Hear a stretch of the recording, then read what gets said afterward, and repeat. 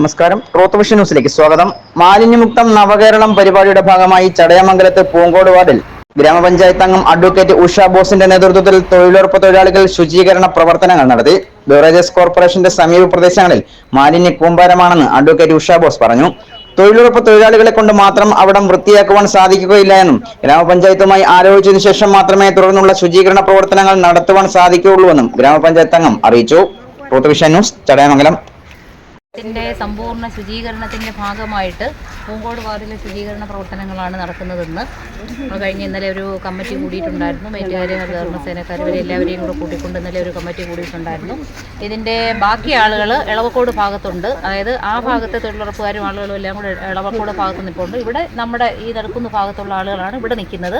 അപ്പോൾ ഞങ്ങൾ എല്ലാവരും കൂടെ ചേർന്ന് നിന്നിപ്പോൾ ഇവിടെ പുറത്തൊക്കെ ഉള്ള വെളിയിലൊക്കെ ഉള്ള ഈ പ്ലാസ്റ്റിക്കുകളൊക്കെ ഒന്ന് നീക്കി ഒന്ന് വൃത്തിയാക്കാമെന്ന് വിചാരിക്കുകയാണ്. അതിന് വളരെ ആത്മാർത്ഥമായിട്ട് തന്നെ രാവിലെ വെയിലാവുന്നതിന് മുമ്പ് തന്നെ എല്ലാവരും വന്നിട്ടുണ്ട്.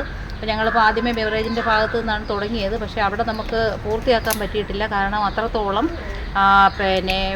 ഇന്നലെ മഴ പെയ്തതിനകത്ത് നനഞ്ഞ് കുതിർന്ന് ഒരുപാട് വേസ്റ്റുകൾ അവിടെ കിടക്കുകയാണ്. കാരണം അവിടെ കുപ്പി കൊണ്ടുവച്ച് കുടിക്കാനുള്ള സൗകര്യം കൂടി ഇവിടെ നടക്കുന്നുണ്ടെന്ന് നമുക്ക് ഇന്നാണ് അത് ബോധ്യം. ഞങ്ങൾ പെണ്ണുങ്ങൾ ഇതുവരെ ബെവറേജിൻ്റെ അവിടോട്ട് വന്നിട്ടില്ലാത്തത് കൊണ്ട് അവിടുത്തെ ഒരു അവസ്ഥ ഞങ്ങൾക്ക് ഇതുവരെ മനസ്സിലായിട്ടില്ലായിരുന്നു. പക്ഷേ ഇന്ന് വന്നപ്പോഴാണ് അവിടെ വളരെ മോശമായിട്ടുള്ളൊരവസ്ഥയിലാണ് അവിടെ കിടക്കുന്നത്.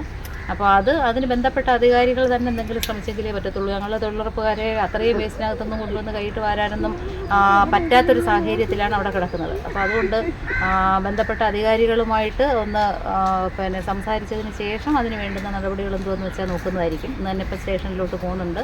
ഇവിടെ കുപ്പി കൊണ്ടുവച്ച് ആ ബെവറേജിൻ്റെ കോമ്പൗണ്ടിനകത്ത് ഇരുന്ന് തന്നെ ഇത്രയും ഗ്ലാസ്സൊക്കെ അവിടെ വരാൻ തക്കവണ്ണം അവിടെ കുടിക്കുന്നു എന്നുണ്ടെങ്കിൽ തീർച്ചയായിട്ടും അത് നിയമവിരുദ്ധമായിട്ടുള്ളൊരു കാര്യമാണ്. അതിന് ഉത്തരവാദിത്തപ്പെട്ട ആളുകൾ അത് ശ്രദ്ധിക്കുന്നില്ല എന്ന് തന്നെയാണ് അതിൽ നിന്ന് മനസ്സിലാക്കേണ്ടത്. പിന്നെ എനിക്ക് തോന്നുന്നു നിങ്ങളൊന്നും ഇതുവരെ ഇത് കണ്ടില്ലായിരുന്നോ എന്നും എനിക്ക് സംശയമുണ്ട്. കാരണം അവിടെ അത്രയും സംഭവങ്ങളൊക്കെ നടന്നിട്ട് നിങ്ങൾ ചാനലുകാരും അത് ശ്രദ്ധിച്ചില്ലേ എന്നുള്ളൊരു പരാതിയും കൂടി എനിക്കുണ്ട്. അപ്പോൾ അതുകൊണ്ട് ഞങ്ങളിപ്പോൾ തൽക്കാലം ഇവിടെ ഈ മണ്ണ് വാട്ടർ ഷെഡിലും ഇവിടെയൊക്കെ ഉള്ളത് നിൽക്കുവാണ്. അവിടെയും ഞങ്ങളെയും കൊണ്ട് കഴിയുന്നത് ഞങ്ങൾ ചെയ്യുന്നുണ്ട്. പൂർണ്ണമായിട്ടും ഇന്നിപ്പോൾ അത് നടക്കത്തില്ല.